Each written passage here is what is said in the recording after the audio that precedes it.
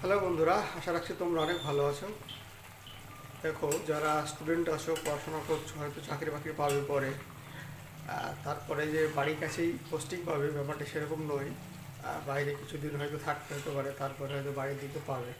তো সেই সময় তোমাকে কিন্তু রান্না বান্না করে খেতে হবে। আগে থেকে যদি তুমি রান্না বান্না করে শিখে রাখতে পারো, তাহলে কিন্তু পড়তে গেলে তোমার সুবিধা হবে। আর বিয়ে শাদী করার পরেও যে সবসময় ওয়াইফ থাকবে ব্যাপারটা সেরকম নয়, অনেক আনুষঙ্গিক কাজের জন্য বাড়িতে থাকতে হয়। তো সেক্ষেত্রে তোমাকে নিজে রান্না বান্না করে খেতে হবে। তুমি যদি একটু জানো তাহলে তোমারই সুবিধা হবে। আমি মোটামুটি জানি আর কি, এই খাওয়ার মতো চলে যায়। এদিকে ভাত, এদিকে যে কাপড় হচ্ছে, সঙ্গে ডিম ভাজা হবে।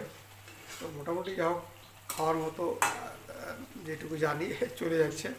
তো তোমরা যারা পড়াশোনা করছো বা বিভিন্ন কাজের সঙ্গে যুক্ত আছো, একটু রান্নাবান্না শিখে রাখবে, তাতে করে কোনো অসুবিধা হয়ে যাবে, নিজেরা রান্না বান্না করে খেতে পারো, তাহলে কোনো প্রবলেম হবে না। আর একদমই যদি নিজে না জেনে রাখো তাহলে কিন্তু প্রবলেম হবে। কিছুটা হলেও একটু জেনে রাখবে।